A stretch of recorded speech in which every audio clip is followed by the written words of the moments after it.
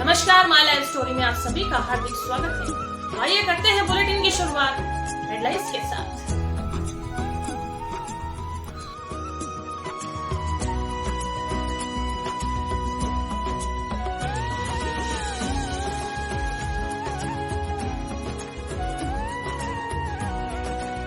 हाल ही में 35वें सत्र के अखिल भारतीय खंडेलवाल वैश्य महासभा के निर्विरोध अध्यक्ष चुने जाने पर आप कैसा महसूस कर रहे हैं और आप हमारे चैनल के माध्यम से संपूर्ण समाज को क्या संदेश देना चाहेंगे?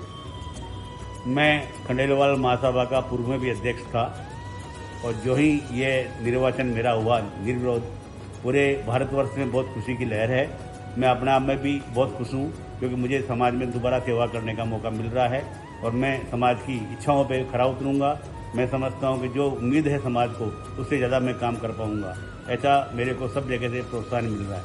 आमतौर पर समाज के अंदर इस तरह की सोशल मीडिया पर अभी हाल ही में व्हाट्सएप पर तरह तरह की भ्रांतियां फैली हुई है कि दो महासभाएं होने जा रही है। इस विषय पर आप क्या कहना चाहेंगे? महासभा एक ही रहेगी। जितना मेरा खून पसीना इस महासभा में लगा हुआ है, मैं 10 वर्ष से पहले इस महासभा से जुड़ा हुआ हूँ। पहले भी मैंने 2 बार प्रधानमंत्री के पद पे काम किया है, एक बार अध्यक्ष के पद पे काम किया है और मैं महासभा को 2 होने नहीं दूंगा। महासभा ओरिजिनल एक ही रहेगी और उसमें मैं उसका अध्यक्ष मैं ही रहूंगा। क्या हाल ही में हुई चुनाव प्रक्रिया महासभा के विधान और कानूनी प्रक्रिया के अंतर्गत हुई? इस विषय पर आपका क्या कहना है? चुनावी प्रक्रिया पूरी कानूनी विधान के हिसाब से हुई है, जबकि इस चुनाव प्रक्रिया का पूरा विलेख पूरा कोर्ट में पेश कर दिया गया है। कोई भी प्रक्रिया समय के हिसाब से जो कानून में विधान में है उससे पूरी हुई है, कहीं भी इसमें कमी नहीं है। ये लोगों को भ्रम है, लोग गलत भ्रम फैला रहे हैं। चुनावी प्रक्रिया पूरी संविधान के हिसाब से हुई है। महासभा और आपके समाज के प्रति आपका आगामी क्या विजन है और आप क्या योजनाओं के तहत अपने समाज के लिए क्या कार्य करना चाहेंगे? इस विषय पर आप प्रकाश डालें। विजन मैंने भी काम किया पहले महासभा के पूर्व अध्यक्ष होने के नाते, उस समय मेरे कार्यकालों में काम किया है और अभी भी मेरे विजन यह है कि मैं महासभा के उच्च शिक्षा में IAS गवर्नमेंट सर्विसेज जो भी होती है उसमें लोगों को, बच्चों को प्रोत्साहन दूं, उनके लिए एक हॉस्टल की तैयारी करूं जिससे कि उनके रहने की व्यवस्था भी जयपुर में हो। ऐसे मेरी योजनाएं हैं। जहां तक विधवा सहायता और छात्रवृत्ति का सवाल है, जो योजनाएं चलती आ रही है वो भी रेगुलर चलती रहेगी। लेकिन ये विचार है कि जो विधवाएं वो अपने आप में पाँव पे खड़ी हो, अपने आप में सक्षम हो, उनके लिए भी मैं कुछ योजना लाऊंगा जिससे कि वो अपने आप में एक अच्छी छवि से समाज के सामने आ सके। समाज में बहुत से ऐसे परिवार हैं जो कि कमजोर वर्ग से हैं। उस कमजोर वर्ग के परिवार को लेकर के आप क्या मतलब किस तरह का कुछ आपकी तरफ से कोई सहायता, कोई रूपरेखा?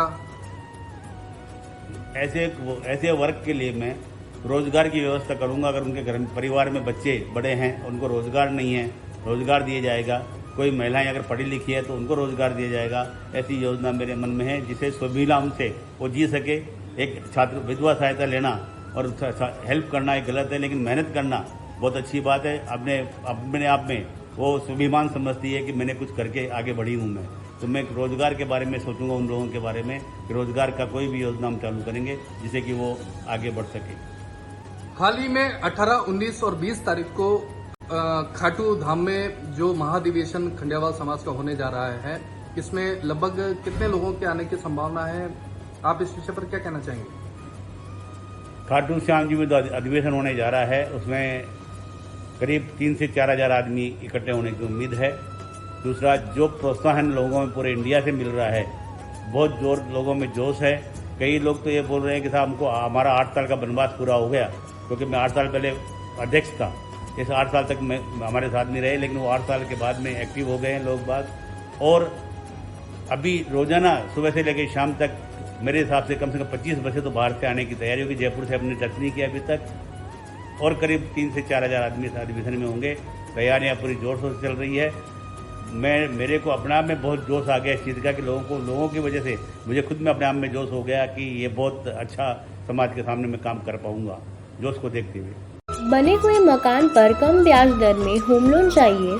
ज्यादा ब्याज दर को लेकर बैंक लोन से परेशान हैं और ब्याज दर कम करवाना चाहते हैं तो संपूर्ण जानकारी के लिए संपर्क कीजिए सुनील गुप्ता, मोबाइल नंबर 8003969332।